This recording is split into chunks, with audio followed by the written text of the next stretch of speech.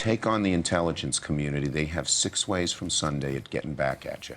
So even for a practical, supposedly hard-nosed businessman, he's being really dumb to do this. What do you think the intelligence community would do if they were motivated? I don't know, but from what I am told, they are very upset with how he has treated them and talked about.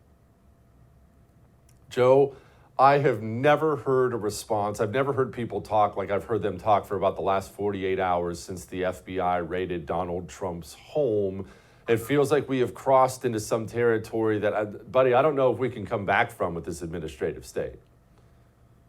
I agree. I mean, this exposed everything. For people who were skeptical about the administrative state, the deep state, the intelligence community before, this should serve as a wake-up call. They just raided a former president's residence. They could have asked him to bring in any kind of documents they were looking for, but they intentionally opted to go for a raid. And, you know, one of the biggest things I hit my former opponent on was the fact that she voted for impeachment, but then also she really jumped onto the January 6th narrative. And with the January 6th narrative, it had really very little to do with actually January 6th. It had everything to do with having a reason to weaponize the national security state against the American people. So yeah, they go against the people they really fear, like President Trump, but they're also coming after, you know, parents that show up to school board meetings. They had the FBI counterterrorism task force going after them. So the administrative state is completely and totally out of control and must be brought to heel if we're going to preserve our republic. This is going to be the biggest fight that we have going forward in 2023.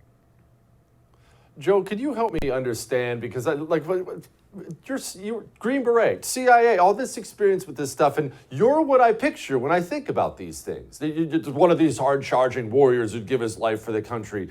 But apparently these organizations are not filled with people like you. Help me understand why.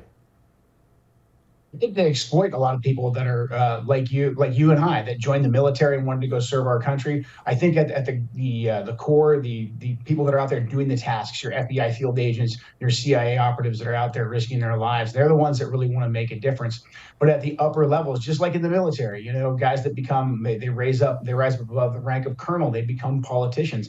It's the same thing with a lot of these administrators, and they start to have more loyalty to their institutions than they do the Constitution. They start to think, hey, they know best. And if they have power, they're going to use it. And look, a big problem too is we're recruiting a lot of these people from college campuses. And colleges have been really infiltrated by the Marxists. And Marxist doctrine says, hey, if you have power, you wield that power against your political opponents just to seize more and more power. And that's what we're seeing right now. So we need major reform in the intelligence community.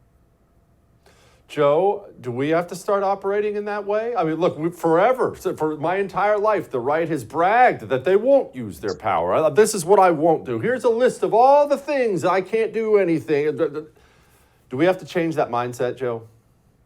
We do. We have to change it. It has to change now. Look, the left is at war with us, and this isn't a war that we chose. However, they're at war with us, and we will stop. We will perish as a nation if we don't start fighting back. When we get control of power, and this starts in 23, when we take back Congress and we take back a couple seats in the Senate, we're still going to have to fight the Biden administration. But we have very potent tools. We control the budget. If we want to hold these people accountable on the floor of the Oversight Committee, that has to be followed up with actual criminal charges against people like Merrick Garland, just for example, what happened to President Trump, but also saying, hey, if you guys don't reform, we simply will not fund you. We have the power of the purse strings. We will use the appropriations process to ensure that you're following the Constitution. And if Republicans aren't ready to fight like that, then they're simply not fit for duty anymore. Don't miss Jesse Kelly Breaks History, Che Guevara, the latest episode of a new series available now exclusively for First TV supporters. Visit the First TV app or thefirsttv.com to subscribe and start watching today.